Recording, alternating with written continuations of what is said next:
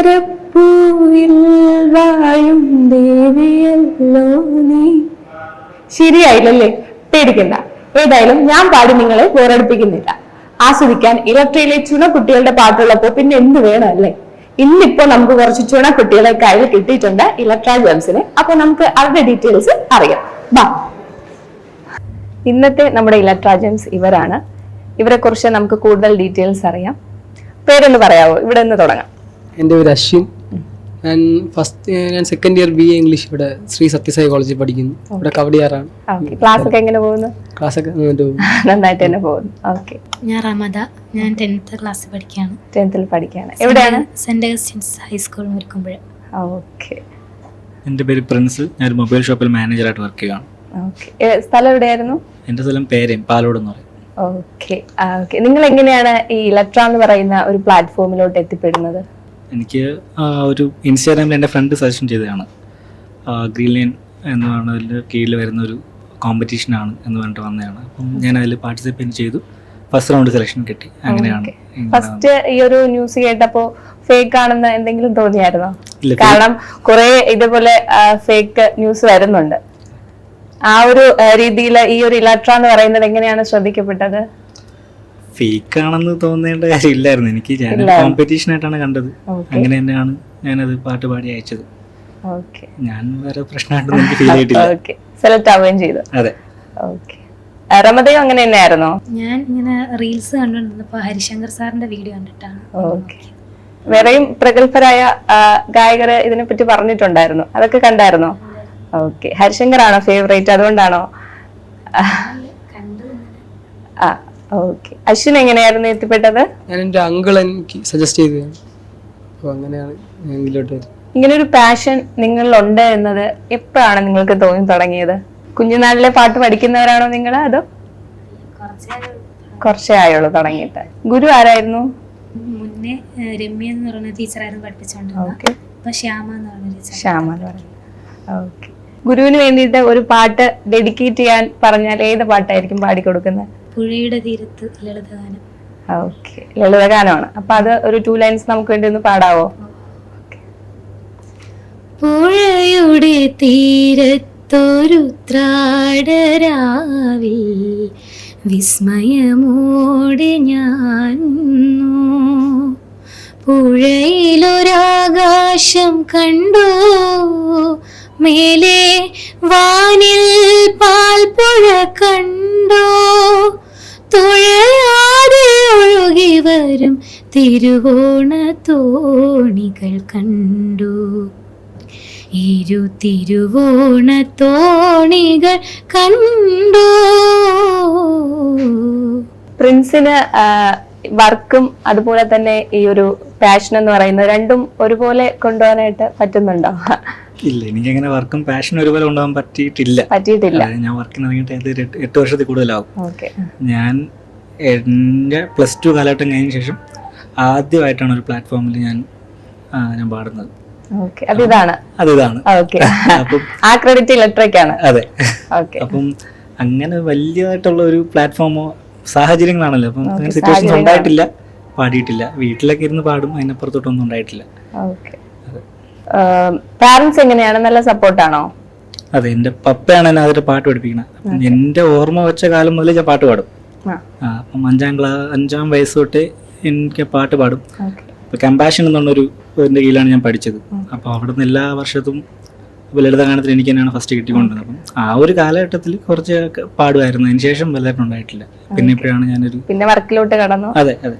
പിന്നെ ഇപ്പോഴാണ് സിറ്റുവേഷനും ടൈമും എല്ലാം ഓക്കെ ആയത്. ഓക്കെ. ഇലക്ട്രയിൽ വന്നിട്ട് എന്ത് തോന്നി പാടിയിട്ട്? എന്റെ പാട്ട് സത്യം പറഞ്ഞാൽ എനിക്ക് ഇഷ്ടപ്പെട്ടിട്ടില്ല. ഞാൻ പാടിയത് എനിക്ക് ഇഷ്ടപ്പെട്ടില്ല. എന്താണ് കൂടെ പാർട്ടിസിപ്പേറ്റ് ചെയ്യുന്നവരുടെ സോങ് കേട്ടിട്ടാണോ? അതെ, എനിക്ക് അവർ പാടിയ ബെറ്റർ ആയിട്ടാണ് ഫീൽ ചെയ്തിട്ടുള്ളത്. എന്റെ പാട്ട് എനിക്ക് ഇഷ്ടപ്പെട്ടിട്ടില്ല. അതെ. പിന്നെ പാട്ട് പാടാൻ പറ്റി, ഇവിടെ വന്നിരിക്കാൻ പറ്റി എന്നൊക്കെ പറഞ്ഞത് ഒരു സന്തോഷമുള്ള കാര്യമാണ്. പിന്നെ അത്ര മാത്രമേ ഉള്ളൂ. ഓക്കെ. ഇപ്പൊ പാരന്റ്സ് എന്തായാലും എല്ലാ കുട്ടികളെയും അവരുടെ കുട്ടികളെ സപ്പോർട്ട് ചെയ്യുന്നവരാണ്. ഫ്രണ്ട്സിന്റെ കേസ് എടുത്താല് നന്നായിട്ട് സപ്പോർട്ട് ചെയ്യുന്ന കുറച്ച് ഫ്രണ്ട്സിന്റെ പേര് പറയാൻ പറഞ്ഞാൽ ആരുടെയൊക്കെ പേരായിരിക്കും പറയുന്നത്? എന്റെ പാട്ട് അങ്ങനെ ആർക്കും അങ്ങനെ സപ്പോർട്ട് ആയിട്ടൊന്നും തോന്നിയിട്ടില്ല എനിക്ക് ഇതുവരെ. എല്ലാവരും പറയും. എന്റെ ഒരു അരുൺ എന്നൊരു കൂട്ടുകാരനുണ്ട് എനിക്ക്. ഇപ്പൊ മൊബൈൽ ഷോപ്പിൽ എന്റെ കൂടെ വർക്ക് ചെയ്യണം.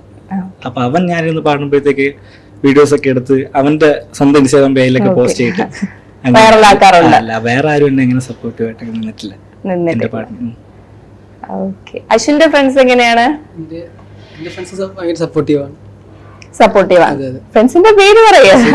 പേര് പറയാനാണെങ്കിൽ ആരെങ്കിലും പേര് പറയാൻ വിട്ടുപോയി അത് മോശമാണ്, അതുകൊണ്ട് അത് പറയാൻ. ഇപ്പൊ വിരലിൽ എണ്ണാൻ കഴിയില്ല ഫ്രണ്ട്സ് അല്ലേ, അതുകൊണ്ട് അവരുടെ പേരായിട്ട് പറയുന്നത്. ഓക്കെ. ഗുരു ആരായിരുന്നു അശ്വിന്റെ? എന്റെ സബീഷ് പാൽ സാറാണ് ഞാൻ പഠിപ്പിക്കുന്നത്. ഓക്കെ. ഇപ്പൊ ഗുരുവിനെ ഒരു സോങ് ഡെഡിക്കേറ്റ് ചെയ്യാൻ പറഞ്ഞാൽ ഏത് സോങ് ആയിരിക്കും പാടുന്നത്? ഞാൻ പഠിക്കുന്നത് ഹിന്ദുസ്ഥാനിയാണ് പഠിക്കുന്നത്. ഞാനൊരു ഹിന്ദി പാട്ട് പാടാം. ഓക്കെ, കുറച്ച് ലൈൻസ് ഒന്ന് പാടാവോ? जब दीप जले आना, जब शाम ढले आना, संगीत मिलन का भूल न जाना, मेरा प्यार न बजराना, जब दीप जले आना, जब शाम ढले आना. നിങ്ങളൊക്കെ ഒരുപാട് സ്റ്റേജിലൊക്കെ പെർഫോം ചെയ്തിട്ടുള്ളവരായിരിക്കുമല്ലോ. അപ്പൊ ഫസ്റ്റത്തെ ആ ഒരു സ്റ്റേജ് എക്സ്പീരിയൻസ് എങ്ങനെയായിരുന്നു? ആ ഒരു പെർഫോമൻസ് എക്സ്പീരിയൻസ് അശ്വിന്റെ എങ്ങനെയായിരുന്നു? ഞാൻ സ്റ്റേജിൽ പാടാൻ തുടങ്ങിയത് എനിക്ക് തോന്നുന്നു ഒരു ലോവർ പ്രൈമറി സ്കൂൾ ആ ടൈമിലൊക്കെയാണ്. ആ ടൈം മുതലേ പാടുന്നതാണ്. കൂടുതൽ ഞാൻ ഈ ലൈറ്റ് മ്യൂസിക്കിലൊക്കെ ആയിരുന്നു നിൽക്കുന്നത്. ഓക്കെ. ആ ഒരു ടൈമിൽ ഉള്ളത് കൊണ്ട് ഓർത്തെടുക്കാനായിട്ട് കഴിയുന്നില്ല അല്ലേ? റമദയുടെ എങ്ങനെയായിരുന്നു എക്സ്പീരിയൻസ്? ഞാനും ഇതുപോലെ മദ്രസയിലൊക്കെ പോകുന്ന ടൈമിൽ അവിടെ ചെറിയ ചെറിയ പ്രോഗ്രാംസ് വരുമ്പം പാടുമായിരുന്നു. ഓക്കെ. അങ്ങനെ അപ്പൊ അവിടുത്തെ പഠിപ്പിച്ചുകൊണ്ടിരുന്ന സാറന്മാരാണ് പറഞ്ഞത് ഇങ്ങനെ പാട്ട് പഠിപ്പിക്കാൻ വിടണമെന്നൊക്കെ. ആണോ? ഓക്കെ, അതാണ് എക്സ്പീരിയൻസ് എന്ന് പറയുന്നത്. പ്രിൻസിന്റെ എങ്ങനെയായിരുന്നു? ഞാൻ 4 വയസ്സുള്ളപ്പോഴേ കമ്പാഷനിലായിരുന്നു പഠിച്ചത്. അപ്പോൾ അവിടെ 4 വയസ്സുള്ള ആദ്യത്തെ വർഷം തന്നെ ഞാൻ പാട്ട് പാടിയായിരുന്നു. അതാണ് എൻ്റെ ഓർമ്മ ഉള്ളത്, എനിക്ക് ഓർമ്മ ഉള്ളത്. ഏറ്റവും കൂടുതൽ കേൾക്കാനായിട്ട് ആഗ്രഹിക്കുന്ന സോങ്സ് എങ്ങനെയുള്ള സോങ്സ് ആണ്? ഇപ്പോൾ പല ടൈപ്പ് സോങ്ങുകൾ വരുന്നുണ്ടല്ലോ, അപ്പോൾ ഇതിൽ ഏത് ടൈപ്പ് സോങ് ആണ് കൂടുതൽ കേൾക്കാനായിട്ട് ആഗ്രഹിക്കുന്നത്? മെലഡി സോങ്സ് ആണ്. ഓക്കെ. ഇപ്പോ 80-90s സോങ്സും വരുന്നുണ്ട്, ഈ ഒരു ന്യൂ ജനറേഷനിലെ സോങ്സും വരുന്നുണ്ട് ഈ ഒരു കാലഘട്ടത്തിൽ. അപ്പം ഈ 2 കാലഘട്ടം വെച്ച് നോക്കുകയാണെങ്കിൽ അത് വെച്ച് ഏറ്റവും കേൾക്കാൻ ഇഷ്ടമുള്ള സോങ്സ് ഏതിൻ്റെതാണ്? 90s തന്നെയാണ്. അതെന്താണ് ഇപ്പൊ ന്യൂ ജനറേഷൻ സോങ്സ് കേൾക്കാനായിട്ട് ആഗ്രഹം കുറവ്? അതാണ് കുറച്ചുകൂടെ കേൾക്കാൻ മെലഡീസ് ആയിട്ട് തോന്നിയിട്ടുള്ള പാട്ടുകളാണ്. ഓക്കെ. ഓക്കെ. അശ്വിന് എങ്ങനെയാണ്? ഈ 80-90s സോങ്സ് ആണോ കൂടുതൽ ഇഷ്ടം, അതോ ഈ ന്യൂ ജനറേഷനിലെ സോങ്സ് ആണോ കൂടുതൽ ഇഷ്ടം? ഞാൻ ഇപ്പോഴും കൂടുതൽ കേൾക്കുന്നത് ഈ ഹരിഹരൻ ഗസൽസ് ഒക്കെ. ഓക്കെ. ഇപ്പോഴും അതാണ് ഇഷ്ടം. ബാക്കിയുള്ള സോങ്സ് ഞാൻ കേൾക്കാറുണ്ട്. ഇഷ്ടം ഹരിഹരൻ ഗസൽസ് ഒക്കെ. ഈ റാപ്പ്, ഈ ഒരു ടൈമിലെ ഈ റാപ്പ് സോങ്സിനെ ഒക്കെ പറ്റിയിട്ട് എന്താണ് അശ്വിന്റെ അഭിപ്രായം? അതൊരു അവരുടെ വലിയ കഴിവ് തന്നെയാണ്. നമ്മൾ പ്രോത്സാഹിപ്പിക്കേണ്ടതായിട്ടുള്ള ഒരു കാര്യം തന്നെയാണ്. അശ്വിൻ എങ്ങനെ സോങ്സ് ക്രിയേറ്റ് ചെയ്യാനായിട്ട് ഇൻട്രസ്റ്റ് ഉണ്ടോ? എനിക്ക് ഇൻട്രസ്റ്റ് ഇല്ല, ഞാൻ കേൾക്കാറുണ്ട്, ധാരാളം കേൾക്കാറുണ്ട്. ഓക്കെ. ഇനി അതൊരു ചുവടുവയ്പ് നമുക്ക് പ്രതീക്ഷിക്കാമോ? ഇല്ല. പ്രിൻസിനോ? എനിക്ക് കേൾക്കാൻ ഭയങ്കര ഇഷ്ടമാണ്, പക്ഷെ ഞാൻ ട്രൈ ചെയ്തിട്ടില്ല. പിന്നെ എനിക്ക് സ്പീഡ് ആയിട്ടുള്ള പാട്ടുകൾ എന്നെ കൊണ്ട് പറ്റുമെന്ന് എനിക്ക് തോന്നുന്നില്ല. ഞാൻ എപ്പോഴും സ്ലോ പേസ് ആയിട്ടുള്ള പാട്ടുകളെ പാടിയിട്ടുള്ളൂ. അതാണ് എനിക്ക് കേൾക്കാൻ ഇഷ്ടം. ഈ 80-90s സോങ്സ് ആണോ ഈ ഒരു റാപ്പ് സോങ്സ് ആണോ കൂടുതൽ ഇഷ്ടം ഫ്രണ്ട്സിന്? അത് 80s ഇപ്പം എനിക്ക് കേൾക്കാൻ കൂടുതൽ ഇഷ്ടം ഇപ്പോൾ ഉള്ള പാട്ടുകളാണ്. ഞാൻ പാടുന്നത് പഴയ പാട്ടുകളാണ്. പാടാനായിട്ട് തിരഞ്ഞെടുക്കുന്നത് പഴയ പാട്ടുകളാണ്. എനിക്ക് കുറച്ചുകൂടെ ഈസി ആയിട്ട് എപ്പോഴും തോന്നിയിട്ടുണ്ട്. അപ്പം റീസെന്റ് നമുക്ക് കുറെ അൺപ്ലഗ്ഡ് വേർഷൻസ് ഇറങ്ങിയായിരുന്നു. അപ്പം ഞാൻ എപ്പോഴും ചൂസ് ചെയ്യുന്ന അങ്ങനെ കുറച്ച് സോങ്സ് ആണ്. മുൻപ് ഇറങ്ങിയ ഒരു നല്ല പാട്ടിൻ്റെ ലൈറ്റായിട്ടുള്ള വെർഷൻ ഇറങ്ങുമ്പോൾ അത് പെട്ടെന്ന് പഠിക്കാൻ പറ്റുന്നുള്ളതുകൊണ്ട് ഞാൻ അത് പെട്ടെന്ന് പഠിക്കും. അതുകൊണ്ട് ഞാൻ അത് പാടുന്നതാണ്. ഓക്കെ ഓക്കെ, അടുത്ത ഞാൻ കുറെ മ്യൂസീഷ്യൻസിന്റെ പേര് പറയാം. ഓക്കെ, അപ്പൊ നിങ്ങളുടെ മനസ്സിൽ വരുന്ന ഏത് പാട്ടാണോ ആ പാട്ട് നമുക്ക് വേണ്ടി പാടിത്തരണം. ഓക്കെ, ഞാൻ അപ്പൊ മ്യൂസീഷ്യൻസിന്റെ പേര് പറഞ്ഞോട്ടെ. ഫസ്റ്റ് അശ്വിനിന്ന് തുടങ്ങാം. സുജാത. അപ്പൊ സുജാത മാമിന്റെ പേര് ഓർക്കുമ്പോ മനസ്സിലെത്തുന്ന ഒരു സോങ് ഏതാണ്? സുജാത മാമിന്റെ താമര പൂക്കും ആ പാട്ട്. പാടിക്കോളൂ. അയ്യാരട്ട് നെല്ലെ പോലെ അവസരമായി സമഞ്ചൈത്ത മക പഞ്ചത്തുക്ക് ആധാരമാ മഞ്ച കുട്ടി പൊട്ട പൂന പോലെ കാലച്ചുത്തി കുഴഞ്ചേ പാവം മുന്ന് നീവി വിട്ട കല്ല് പൊട തുനിഞ്ചേ സ്വന്തക്കാരനാൻ താന് തൊട്ട് പാക്ക കൂടാതെ കണ്ണം തോടും കൈ രണ്ടും കീഴെ കൊഞ്ചം നീലാതെ இந்த நாட்டில் தீண்டாமைதான் இன்னுள்ளதா வயசுக்கு வந்தப்போ அசையே பேசுமா வந்துக்கும் பூக்கும் സണ്ടകേ സത്തമാ. ഓക്കെ ഓക്കെ, അടുത്ത റമദയ്ക്ക് ഞാൻ തരുന്ന മ്യൂസീഷ്യന്റെ പേര് ഫേവറേറ്റ് ആള് തന്നെയാണ്, KS ചിത്ര. ചിത്രമ്മയുടെ ഏതെങ്കിലും ഒരു ഇഷ്ടപ്പെട്ട ഒരു ഗാനം. ഞാൻ മിഴിനാളമണയാതിരിച്ചും നീറും നെഞ്ചകം അഖിലായി പുകച്ചും ഞാൻ മിഴിനാളമണയാതിരിച്ചും നീറും നെഞ്ചകം അഖിലായി പുകച്ചും വാടും കരൾ തടം കണ്ണീരായി നനച്ചും നിന്നെ തേടി നടന്നു തളർന്നു കൃഷ്ണ നീയൻ നൊമ്പരമറിയുമോ ശ്യാമവർണ്ണ കാർമുകിൽ വർണ്ണന്റെ ചുണ്ടിൽ ചേരുമൂടക്കുഴലിൻ്റെ ഉള്ളിൽ വീണുറങ്ങുന്നൊരു ശ്രീരാഗമേ നിന്നെ പുൽകിയുണർത്താൻ മറന്നു കണ്ണൻ കാർമുകിൽ വർണ്ണന്റെ ചുണ്ടിൽ. Thank you. ഓക്കെ, അടുത്ത പ്രിൻസിന്റെ ഊഴാണ്. പ്രിൻസിന് ഞാൻ കൊടുക്കാൻ പോകുന്ന മ്യൂസീഷ്യന്റെ പേര് AR റഹ്മാൻ. இன்னும் கொஞ்சம் நேரம் இருந்தாதா என்ன ஏன் அவசரம் என்ன அவசரம் நில்லு பொண்ணே இன்னும் கொஞ்சம் நேரம் இருந்தாதா என்ன ஏன் அவசரம் என்ன அவசரம் நில்லு பொண்ணே இன்னும் பேசக்கூட தொடங்கலைய நெஞ்சவும் கொஞ்சவும் நிறையல இப்போ என்ன விட்டு போகாதே என்ன விட்டு போகாதே இன்னும் பேசக்கூட தொடங்கலைய நெஞ்சவும் கொஞ்சவும் நிறையல இப்போ மழை போல நீ வந்தால் கடல் போல நான் இருவேன். Thank you. ഓക്കെ, ഇപ്പോ കുറെ റിയാലിറ്റി ഷോകള് പല ചാനലുകളിലായിട്ട് നടക്കുന്നുണ്ട്. അപ്പോൾ അതിൽ കുറെ മത്സരാർത്ഥികളും ഉണ്ട്. അപ്പോൾ ഇത്തരത്തിലുള്ള റിയാലിറ്റി ഷോകളെ പറ്റിയിട്ട് എന്താണ് നിങ്ങളുടെ അഭിപ്രായം? എന്താണ് അശ്വിന്റെ അഭിപ്രായം? പല തരത്തിലുള്ള റിയാലിറ്റി ഷോകളുണ്ട്, മ്യൂസിക്കിനെ സംബന്ധിച്ചുള്ളതായാലും ഡാൻസ്, ഇൻസ്ട്രുമെന്റ്സ്, പലതരത്തിലുള്ള റിയാലിറ്റി ഷോസ് ഉണ്ട്. അപ്പോൾ ഇതിനെ പറ്റിയിട്ട് എന്തെങ്കിലും ഒരു അഭിപ്രായം, അല്ലെങ്കിൽ ഇതിൽ എന്തെങ്കിലും ബെനിഫിറ്റ് ഉണ്ടോ? എന്താണ് അഭിപ്രായം? ബെനിഫിറ്റ് ഉണ്ടോ എന്ന് ചോദിച്ചാൽ ഉറപ്പായിട്ടും ഉണ്ട്. ഉറപ്പായിട്ടും ഉണ്ട്.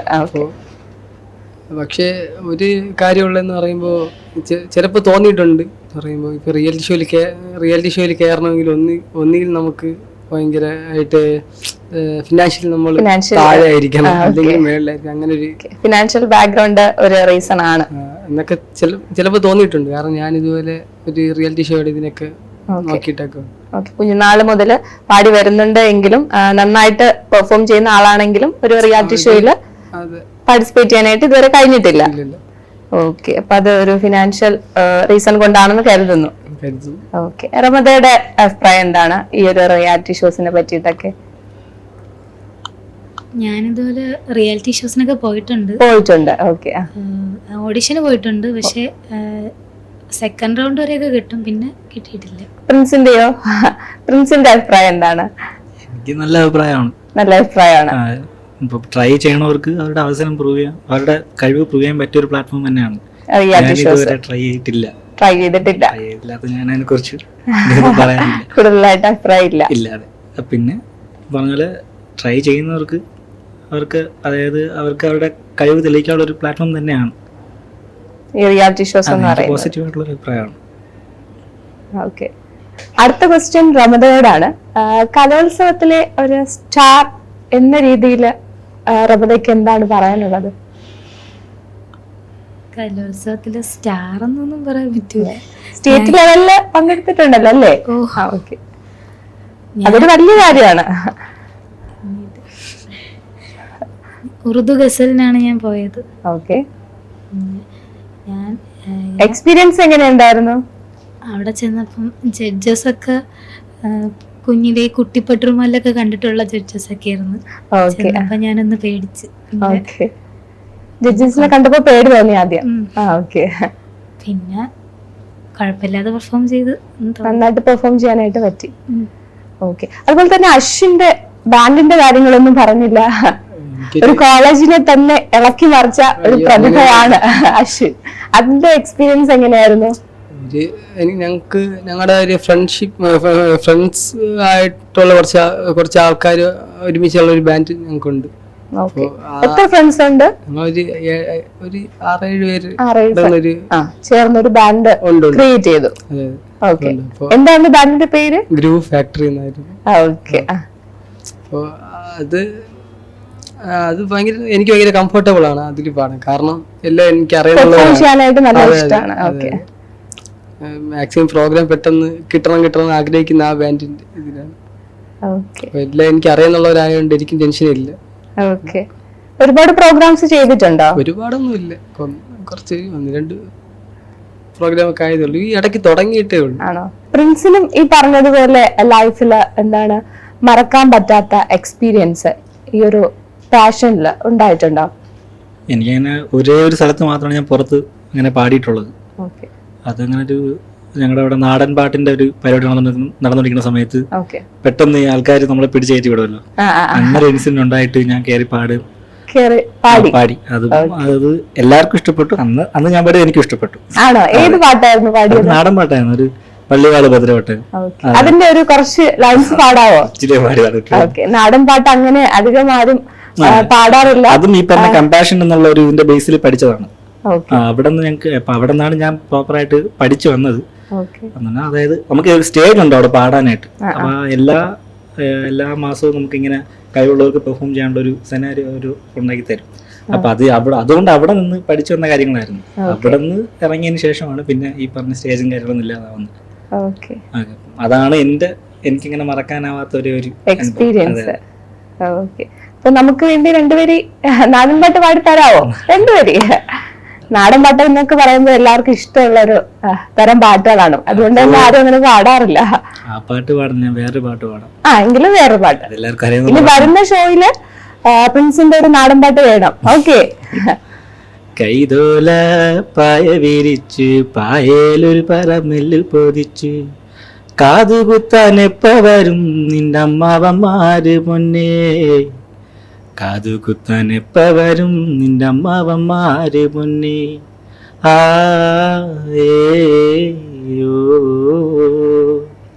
ആ കലോത്സവത്തില് സ്റ്റാർ ആയ ആ ഒരു ഗസൽ ഗാനം നമുക്ക് വേണ്ടി കുറച്ചൊന്നും ഇവിടെ പാടാവോ? ഗസൽ തന്നെയാണ്, വേറെ ഗസൽ പാടി? വേറെ ആയാലും കുഴപ്പമില്ല. तेरे अंजाम पे रोना जाने क्यों आज तेरे नाम पे रोना मोहब्बत यूं तो हर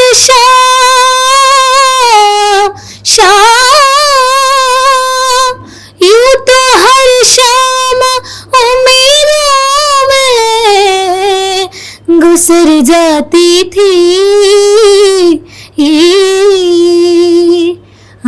कुछ बात है जो शाम पे रोना आया, जाने क्यों आज तेरे नाम पे रोना आया, ये मोहब्बत.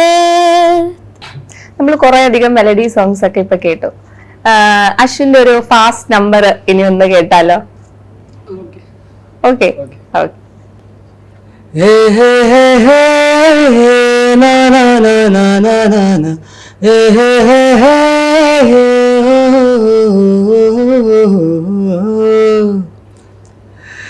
मसकली मसकली उड मटकली मटकली है मसकली मसकली उड मटकली मटकली है मसकली मसकली उड मटकली मटकली है मसकली मसकली उड मटकली मटकली जरा फंग जगड है धूर अटक वो लचक मचक के धूर बड उड टगर टगर कसबे कुचेन कदा बस्ती में यही है इतनी सब नतासम पर ये पूरे दिल की तमन्ना हवा सज नतासज फुर फुर फुर तू हिरप न रे मसकली मसकली उड मटकली मटकली ए मसकली मसकली उड मटकली मटकली.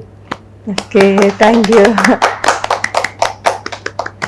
ഇനി നമുക്ക് ഒരു എല്ലാവർക്കും കൂടെ ചേർന്ന് ഒരു നല്ലൊരു സോങ് കൂടെ പാടിയിട്ട് നമുക്ക് വൈൻഡപ്പ് ചെയ്യാം. ഓക്കെ, എല്ലാവരുടെയും അംബീഷൻസ് നടക്കട്ടെ, എല്ലാവരും ഭാവിയിലെ നല്ല സിംഗേഴ്സ് ആവട്ടെ എന്ന് ഞാൻ പ്രാർത്ഥിക്കുന്നു, ആശംസിക്കുന്നു. അപ്പൊ നമുക്കൊരു ഗ്രൂപ്പ് സോങ്ങും കൂടി പാടിയിട്ട് വൈൻഡപ്പ് ചെയ്താലോ? ഓക്കെ. കായമെങ്കും തന്നാലെ ആരിപ്പോന മായമെന്ന് പൊന്മാനേ പൊന്മാനേ ഇന്ന് കായமான போதும் എന്നേനി താങ്ങിക്കൊള്ളും മുന്തൻ മേനി താങ്കാതെ സിന്തേനേ ഇന്നൻ காதல் என்னவென்று சொல்லாமல் ஏங்க ஏங்க வந்தது